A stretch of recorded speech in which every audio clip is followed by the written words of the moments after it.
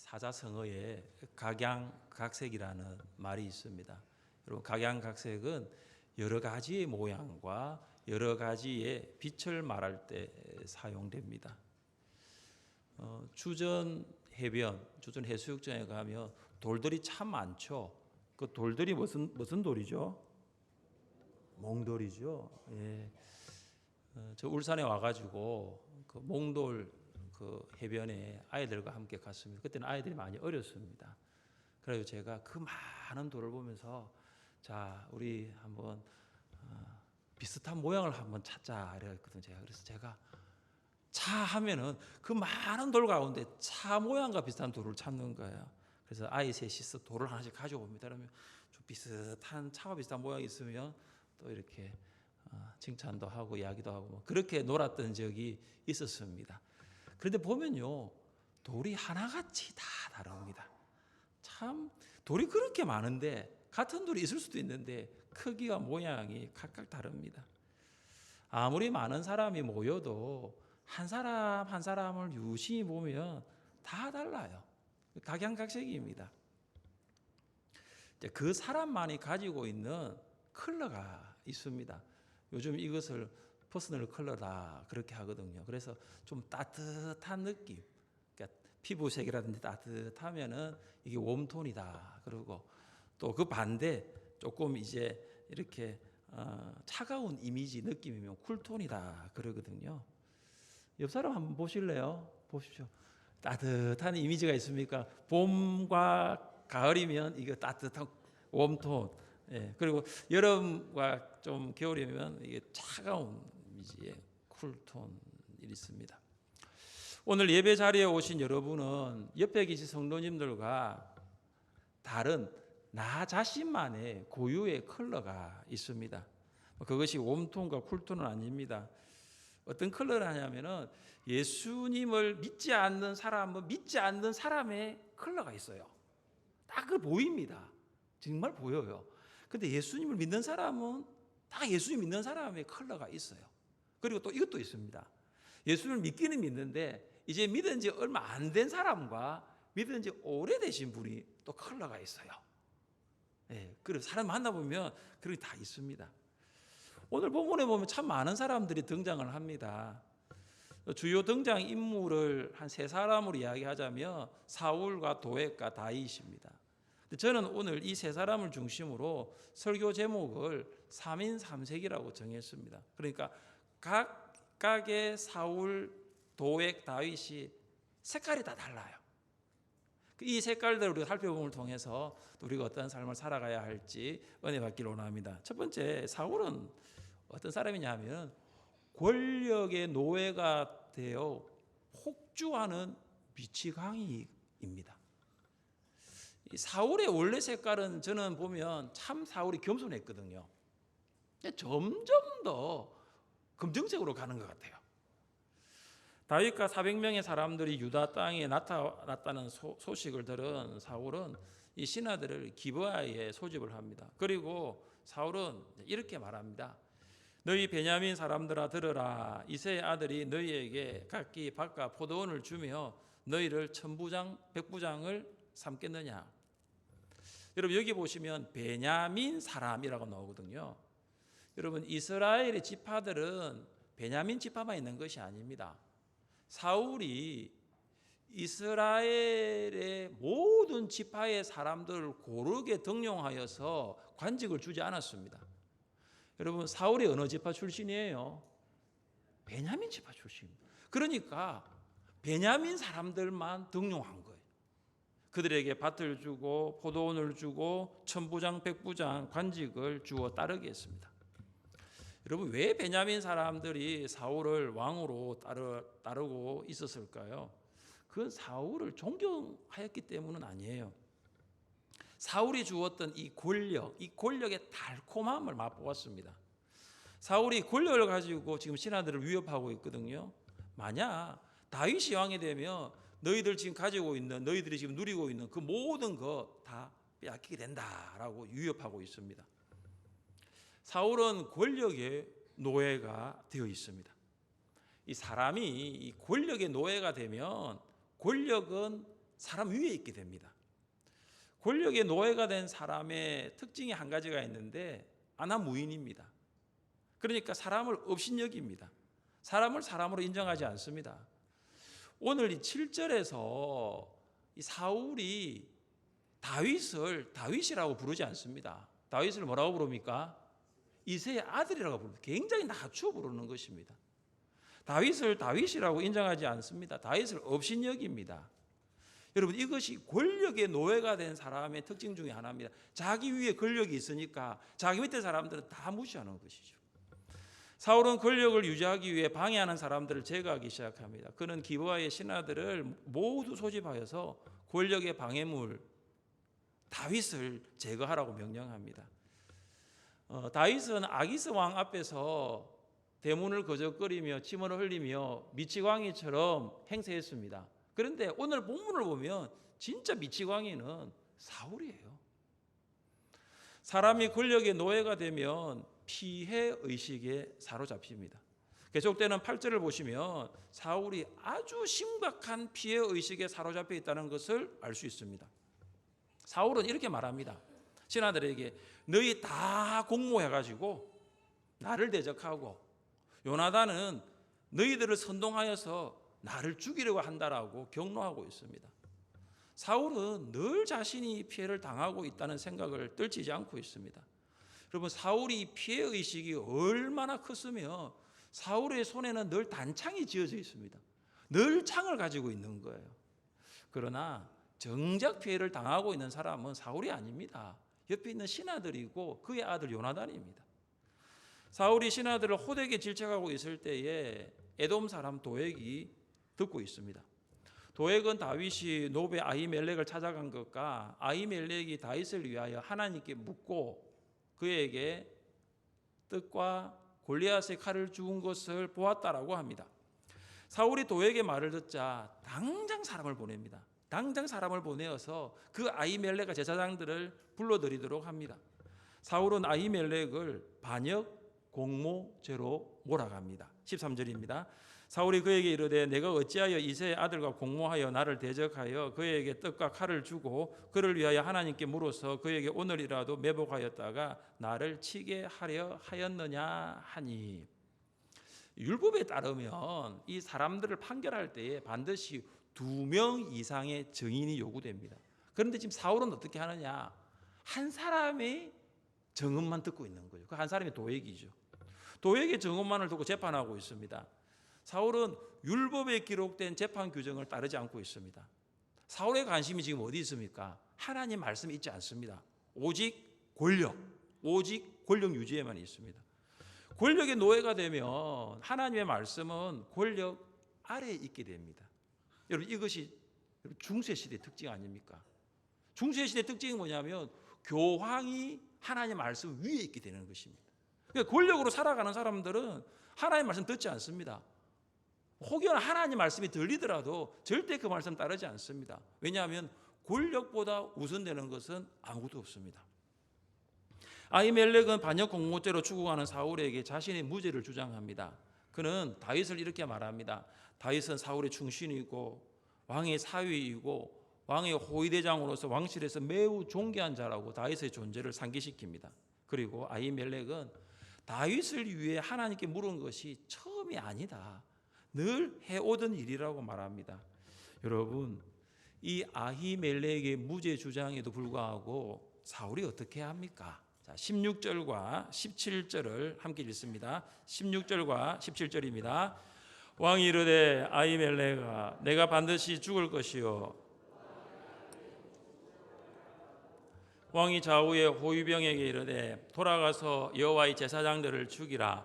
그들도 다윗 합력하였고 또 그들이 다윗이 도망한 것을 알고도 내게 알리지 아니하였음이니라 하나 왕의 신하들이 손을 들어 여호와의 제사장들 죽이기를 싫어한지라. 아멘. 사울은 권력을 위해서 군인들에게 아히멜렉과 제사장들을 죽이라고 명령을 합니다. 그런데 군인들이 그렇게 하지 않습니다. 왜 하지 않습니까? 제사장을 죽이는 것은 이건 하나님께 대한 반역이에요. 그들은 지금 사울을 두려워하고 있는 것이 아니라 하나님을 더 두려워하고 있습니다. 사울이 권력의 노예가 되니 권력에 방해되는 사람들을 다 제거하려고 합니다. 그는 권력에 눈먼 사람입니다.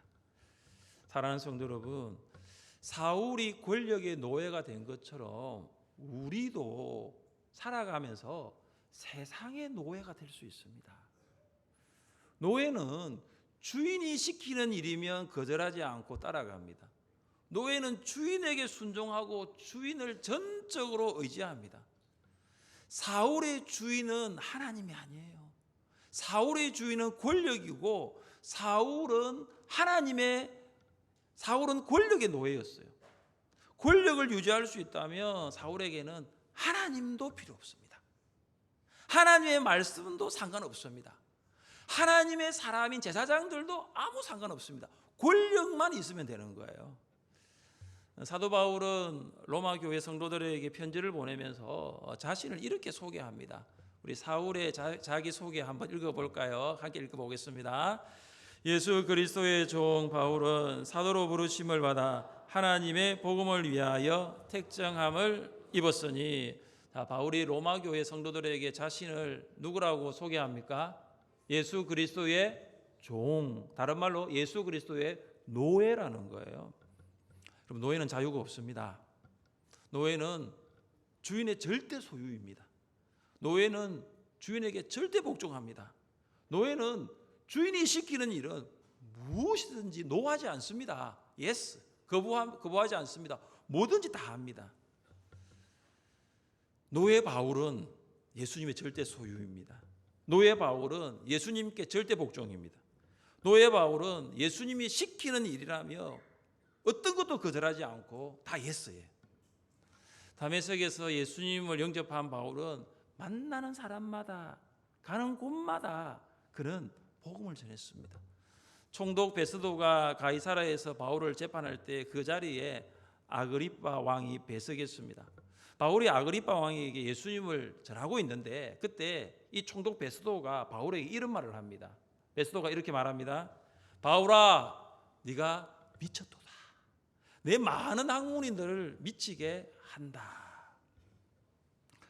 베스도의 말은 절반은 맞고 절반은 틀렸어요. 바울이 미친 것은 맞아요. 그러나 바울이 학문에 미친 것은 아닙니다. 그는 다 배설물로 여겼다고 그랬거든요. 그러나 바울이 학문에 미친 것이 아니라 바울은 예수께 미쳤어요. 예수님의 노예 바울은 예수님께 미쳤습니다. 어떤 성년이 예수님을 그리스도로 영접하고 나서 너무 기쁜 거예요. 여러분, 우리도 그랬잖아요. 그죠? 너무 기쁘잖아. 내가 예수를 만나는데 너무 기쁘잖아요. 그죠? 이순자 성도님. 그죠? 이순자 성도님 너무 기쁘시죠? 지난주 세례도 받으시고 너무 기쁘시죠? 예수님 마음 영접하며 너무 기쁩니다. 그래가지고 하얀색 옷을 하나 딱 샀습니다. 옷을 딱 사가지고 앞에다가 뭘 적었어요. 너무 기쁘니까 나는 예수께 미쳤다. 그래서 나 예수께 미쳤다. 너무 좋은 거예요. 너무 좋아가지고 나는 예수께 미쳤다. 이 옷을 입고 열심히 다닙니다. 여러분, 그런 사람 보면 여러분 어떤 생각이 드십니까? 아니, 나도 교회를 다니는데 저 사람 진짜 이상한 사람이다, 그렇게 보잖아요. 그죠? 다 그랬습니다. 나는 예수께 미쳤다 하니까 다 그렇게 봤어요. 근데 그 청년이 입고 있는 이 티셔츠 뒤에 또 하나의 글귀가 적혀져 있습니다. 그게 어떤 글귀가 적혀져 있냐면은 너는 무엇에 미쳤니? 이거예요. 나는 예수께 미쳤는데, 나는 예수님이 너무 좋아서, 나는 예수께 미쳤는데 당신은 무엇에 미쳤습니까? 그거예요. 사랑하는 성도 여러분, 여러분 무엇에 미쳤습니까? 여러분이 미친 것이 여러분의 주인이 되고 여러분은 미친 것에 노예가 됩니다. 세상에 돈에 미치면 여러분 돈이 여러분의 주인이 되고 여러분은 돈의 노예가 되는 거예요. 세상이 지식에 미치면 지식은 여러분의 주인이 되고 여러분은 지식의 노예가 되는 거예요. 세상의 돈, 세상의 지식, 세상의 명예에 미치지 마십시오. 여러분 예수님께 미쳐보세요. 내가 정말로 예수님께 미치면 그때 예수님이 나의 주인이 되고 나는 예수님의 노예가 되는 거죠. 오늘 카레스 찬양팀이 그 찬양했잖아요. 이 땅에 오직 주밖에 없네. 이 땅에 오직 주밖에 없네. 여러분, 세상의 물질, 세상의 지식, 명예, 그거 영원하지 않아요. 세상에 오직 주밖에 없네. 여러분의 주인은 누구이십니까? 그리고 여러분은 누구의 노예이십니까? 둘째, 도액에 대해 살펴보겠습니다. 도액은 간사한 말과 행동으로 상황을 유리하게 이끌어가는 기회주의자입니다. 도액은 어떤 색깔일까? 번뜩 떠오르는 색깔이 없었습니다. 도액은요, 늘 바뀝니다. 도액은 특정한 색이 없어요. 여러분, 새 중에 팔색조, 그리고 동물 중에 카멜레온, 참 자신의 유리한 대로 색을 바꾸는 그가 도액입니다.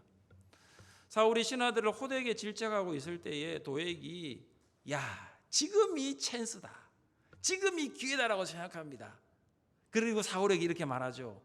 8절과 9절입니다. 그때 에돔 사람 도액이 사울의 신하 중에 섰더니 대답하여 이르되 이새의 아들이 노베 와서 아히두베 아들 아히멜렉에게 이런 것을 내가 보았는데 아히멜렉이 그를 위하여 여호와께 묻고 그에게 음식도 주고 블레셋 사람 골리앗의 칼도 주더이다. 지금 도액이 사울에게 세 가지를 말하거든요. 아히멜렉이 다윗을 위해 여호와께 물었다. 그리고 음식, 진설병, 떡을 주었다. 그리고 골리앗의 칼을 주었다. 세 가지를 말합니다. 도액은 어떤 사람이냐면 사울이 어떤 말을 듣고 싶어 하는지를 기가 막히게 아는 사람이에요. 그리고 그 말만 합니다. 도액은 왜 아히멜렉이 다윗에게 이렇게 했는지 자초지종에 대해서는 설명하지 않습니다. 여러분, 고등어가 한 마리 있습니다. 고등어로 말하면 있잖아요. 머리도 있고 몽둥도 있고 꼬리도 있는데 도액이 지금 말하는 것은 몸뚱만 말하고 있는 거죠. 머리 꼬리 다 잘라버립니다. 다윗이 노베 아히멜렉을 찾아갔을 때 이 아히멜렉은 다윗을 보자마자 매우 두려웠습니다. 그리고 아히멜렉은 다윗으로부터 이런 말을 듣습니다. 같이 한번 읽어보겠습니다. 왕이 내게 이를 명령하고 이르시기를 내가 너를 보내는 것과 내게 명령한 일은 아무것도 사람에게 알리지 말라 하시기로 내가 나의 소년들을 이러이러한 곳으로 오라고 말하였나이다. 아멘. 다윗은 그냥 온 것이 아니라고 말했습니다. 왕의 명을 받고 왔다. 그러니까 아히멜렉은 다윗이 요구하는 걸 다 들어줄 수밖에 없는 거죠. 그러나 도액은 다윗이 왕의 명을 받고 왔다라는 이 말을 하지 않습니다. 사울이 듣고 싶은 말만 합니다. 그러니까 도액의 말에 사울의 귀가 솔깃합니다. 도액은 지금 신하들도 아들도 가지고 있지 않는 고급 정보를 가지고 있는 거예요. 도액은 사울에게 어떤 말을 해야 자신에게 유리한지를 아는 기회주의자입니다. 도액은 사울이 들어야 할 말을 하지 않고 사울이 듣고 싶은 말만 하였습니다. 도액은 아히멜렉이 아니면은 관심이 없고 오직 자신의 성공만을 위해 살아갑니다. 사울이 군인들에게 이 아히멜렉과 제사장들을 죽이라고 명령했을 때 군인들은 그 명령에 순종하지 않습니다. 죽이지 않습니다. 그런데 도액은 어떻게 합니까? 자, 18절과 19절 말씀, 18절과 19절을 함께 읽겠습니다. 왕이 도액에게 이르되 너는 돌아가서 제사장들을 쳐서 그날에 세마포 에봇 입은 자 85명을 죽였고 제사장들의 성읍 노베 남녀와 아이들과 젖먹는 자들과 소와 나귀와 양을 칼로 쳤더라. 아멘. 도액은 노베에 있는 85명의 제사장들을 다 죽였죠. 그리고 노베에 살고 있는 모든 사람들, 어린아이, 심지어 짐승까지 다 죽여버립니다. 제사장 성읍이라고 하는 노베에서 너무나 비참한 살육이 벌어집니다. 여러분, 성경을 잘 보시면 오늘 도액을 이야기하면서 앞에 나오는 단어가 있습니다.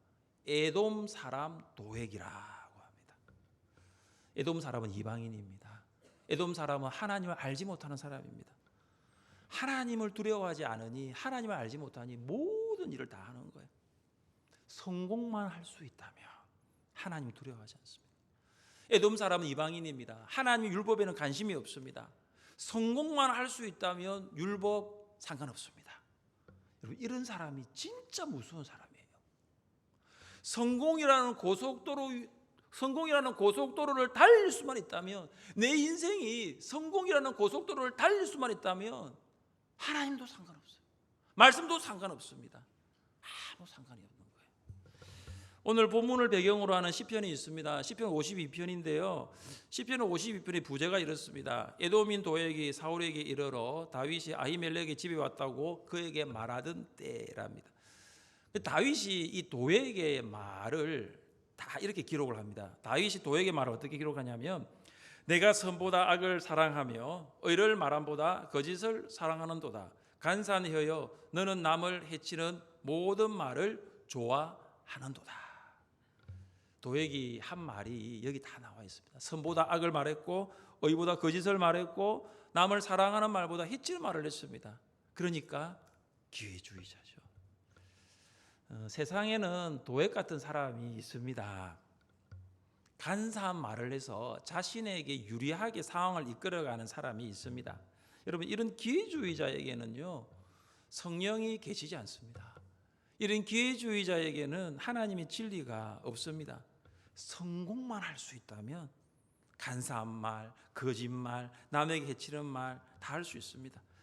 예수님은 빌라도로부터 신문을 받으셨습니다. 그때 빌라도가 예수님을 이렇게 신문합니다. 네가 왕이 아니냐라고 합니다. 그때 예수님의 대답이 있습니다. 내 말과 같이 내가 왕이니라. 내가 이를 위하여 태어났으며 이를 위하여 세상에 왔나니 곧 진리에 대하여 증언하려 함이로다. 무릇 진리에 속한 자는 내 음성을 듣느니라. 예수님은 진리를 위해 세상에 오셨어요. 세상은 진리를 알지 못했습니다. 세상은 진리이신 예수님의 십자가에 죽였습니다. 그러나 예수님은 끝까지 진리 위에 사셨습니다. 여러분, 세상에 속한 자는 기회주의자이지만 예수님께 속한 자는 진리에 속한 자입니다. 여러분, 기회주의자는 진리를 알지 못합니다. 심지어 그 진리마저도 자신의 성공을 위해 사용합니다. 여러분, 신앙생활 왜 하세요? 이게 아주 본질적인 질문인데요. 여러분, 예수님 왜 믿으세요? 오늘 창세기 성경 골든벨이 있습니다. 혹시 2부 예배 오신 분들 중에 창세기 성경 골든벨에 참석하실 분들이 계실 텐데요. 창세기 성경 골든벨, 우리가 이거 왜 할까요? 자, 우리가 인생을 살아가는 동안 신앙생활하는 목적을 여러분 분명히 하셔야 됩니다. 많은 사람들이 성공을 위해서 신앙생활을 합니다. 자신에게 유리할 때는 신앙생활을 합니다. 그럼 자신에게 불리할 때는요, 언제든지 신앙생활을 하지 않을 수 있습니다. 사랑하는 성도 여러분, 세상의 유불리에 따라 살아가지 마세요. 나에게 유리할 때는 하나님께 가까이 하고, 나에게 불리할 때는 하나님을 멀리하지 마십시오. 이런 삶을 사는 성도들이 가끔씩 하는 말씀이 있어요. 어떤 말씀을 하시냐면 어쩔 수 없었다 합니다.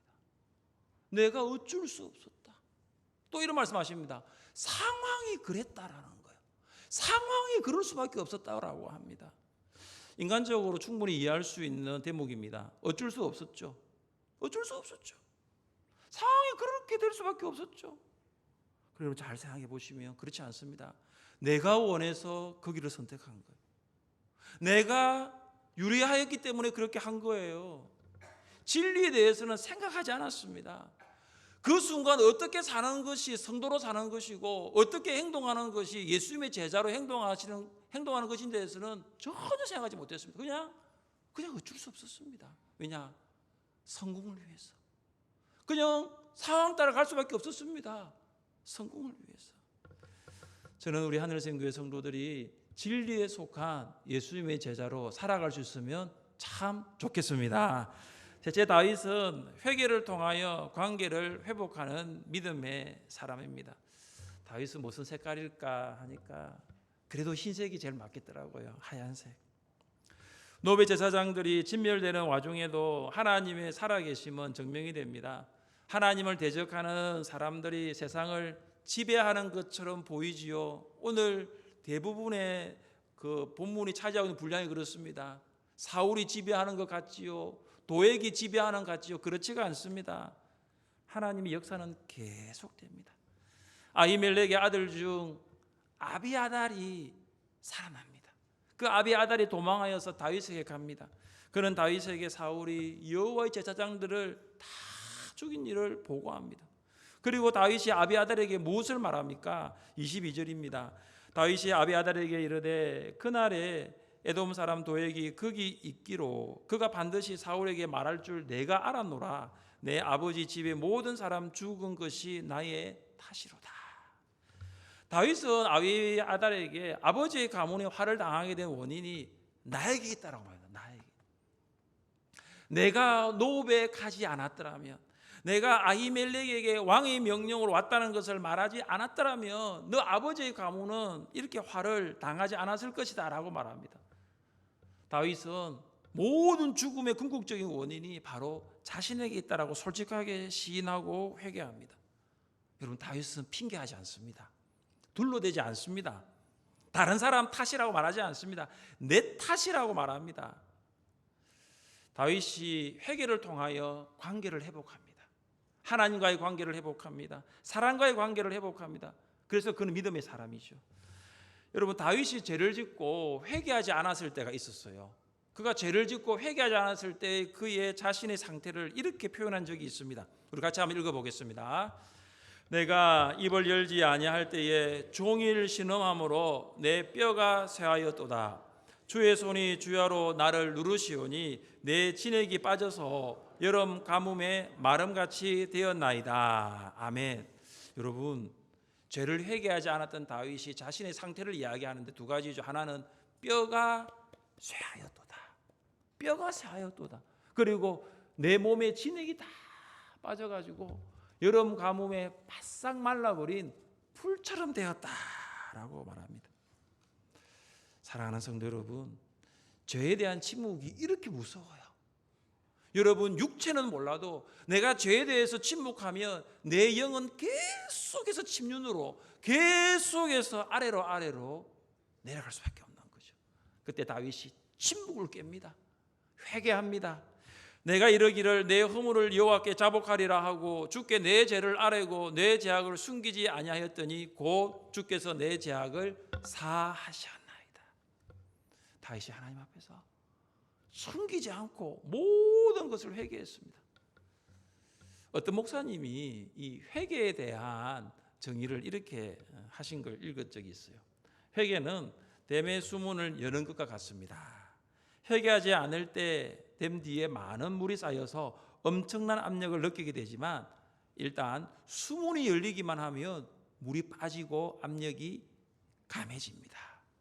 여러분, 회개하지 않는 신자의 모습이 어떤 줄 아십니까? 영적인 답답함이 있습니다. 영적인 눌림이 계속됩니다. 여러분, 죄의 문제 해결하지 않으면 기도 응답 없습니다. 여러분이 새벽에도 기도하시고 주중에도 기도하시지만 정말로 이 죄의 문제 해결되지 않으면 여러분 기도 응답은 결코 없어요. 그러나 회개할 때에 어떤 은혜가 있느냐? 회개할 때에 약속의 말씀이 임합니다. 자, 우리 23절 말씀을 함께 읽습니다. 23절입니다. 두려워하지 말고 내게 있으라. 내 생명을 찾는 자가 내 생명도 찾는 자니 네가 나와 함께 있으면 안전하리라 하니라. 아멘. 지금 누가 누구에게 한 말이죠? 다윗이 아비아달에게 한 말입니다. 저는 이 다윗이 아비아달에게 한 약속을 보면서 하나님의 약속으로 제가 생각했어요. 제가 이 23절을 묵상하면서 기억난 말씀이 한 가지가 있습니다. 어떤 말씀이냐면은 이사야 41장 10절인데요. 두려워하지 말라. 내가 너와 함께 함이라. 놀라지 말라. 나는 내 하나님이 됨이라. 내가 너를 굳세게 하리라. 참으로 너를 도와주리라. 참으로 나의 의로운 오른손으로 너를 붙들리라. 할렐루야. 여러분, 내 안에 회개해야 할 죄가 있으면 이 말씀 들리지 않습니다. 그러나 내가 죄를 회개하고 하나님 앞에 바른 관계를 회복하면요, 하나님 뭐라고 말씀하시지 아십니까? 너 두려워하지 말아라. 너 놀라지 말아라. 내가 너와 함께 하겠다. 내가 너를 지켜주겠다. 내가 너를 붙들어 주겠다. 이 말씀이 그때 들리기 시작하는 거죠. 여러분, 성경을 읽어도 말씀이 들리지 않는 이유는 회개하지 않았기 때문이죠. 설교를 들어도 말씀이 내 마음까지 내려오지 않는 이유는 아직 하나님 관계가 회복되지 않았기 때문이죠. 사랑하는 성도 여러분, 세상에 각양각색의 사람들이 있더 신앙생활에도 참 다양한 세계의 사람들이 있습니다. 저는 우리 하늘샘교회 성도 여러분들이 세상의 성공을 향해 폭주하는 이 미치광이 같은 인생을 살았던 사울의 인생이 되지 않았으면 참 좋겠습니다. 참 좋겠어요. 돈을 향해서, 성공을 향해서, 어떤 분들은 자녀를 향해서, 오직 자녀 성공. 간사한 말과 행동으로 상황을 유리하게 이끌어가는 기회주의자 같은 도액의 인생이 되지 않았으면 좋겠어요. 저는 여러분이 교회에서도 김집사님이면 직장에서도 김집사님이면 좋겠어요. 교회에서도 제가 김집사님만 하는 거 좀 그렇잖아요. 교회에서도 박집사님이면 직장에서도 박집사님이면 좋겠어요. 어떤 분은 교회에서만 집사님이에요. 밖에 나가면 몰라요. 왜 그렇습니까? 세상에서는 내가 유리한 대로 행동하니까. 우리가 바라고 소원하는 것은 믿음의 사람입니다. 우리가 비록 죄를 짓는다 할지라도 회개를 통하여 하나님과의 관계를 회복하여 믿음으로 사는 것입니다. 여러분, 그래서 다윗처럼 사세요. 사울처럼 도액처럼 사지 마십시오. 한 주간도 믿음으로 사시기를 주님의 이름으로 축복합니다.